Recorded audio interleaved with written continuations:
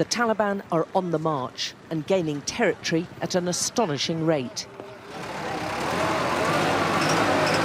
We've been invited to meet them inside their own base. They want to show us, as foreign journalists, how strong they are, and also how they're in no mood to compromise. The departure of the bulk of the American and other NATO forces has emboldened them, and they smell victory. One commander in Wardak province told me they would never work alongside the other groups in government. As a real Afghan, we would never do that, because they are the people who are killing and kidnapping, who are thieves and who are corrupt, so we'll never work with them. We're the first foreign journalists to see the latest army base the Taliban have captured in the province, and they want to show us the treasure trove of military riches they've seized with it. Many of these boxes supplied by the Americans hadn't even been opened before the Taliban got hold of them. RPG. Whoa.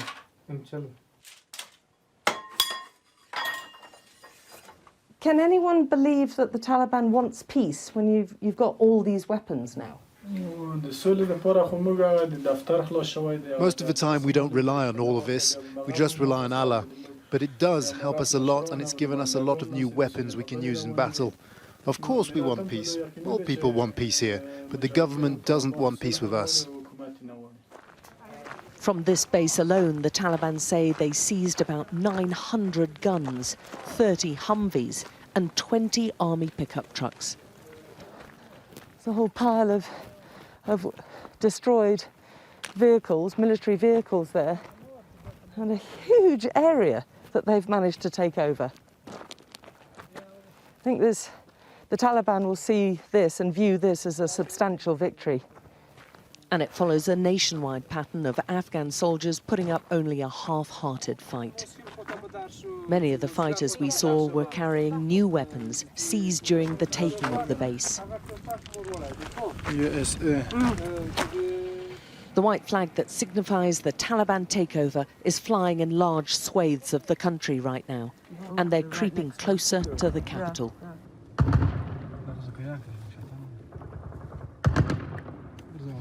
Our journey en route to the Taliban was halted. This is a crucial highway which the Taliban have been trying to get control of. The Afghan army brought in reinforcements to push them back. But the fact that the Taliban have got so close to the capital is showing them they're making gains.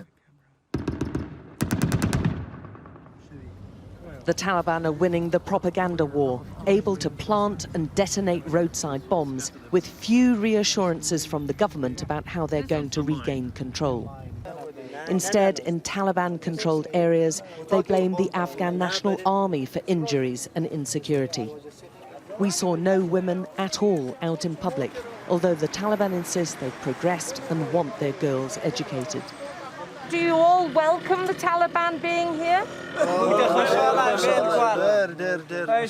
Tell me why. Because it's so much safer now. The Taliban have brought us security and peace, he says. The Taliban paint themselves as deeply religious and say they're fighting for an Islamic emirate based on a strict interpretation of Sharia law. Like so many others, this former prisoner jailed by the Americans immediately rejoined the fight on his release. The only thing that will persuade me to put down my gun is if there's Islamic law here, based entirely on Islam, and the government is run according to Islamic rules. The Taliban resurgence appears to have real momentum, and that's worrying for the Afghan government and its international allies, who are now watching all the military hardware they handed over ending up in the hands of the group they're meant to be used against. The government is seen as weak and deeply unpopular in areas, particularly where the Taliban have managed to take a hold. Can you work with any of them? They are nothing, anything. They are nothing. And this, we will destroy them. We are going to destroy our country. They come, they bring bad situation for Afghanistan. for our people, for our civil lives, for our country, for our schools, for our hospitals, everything they destroyed. And this while peace talks are meant to be ongoing. And all the while the Taliban seem to be growing stronger. And that will surely lessen their desire to do any deals.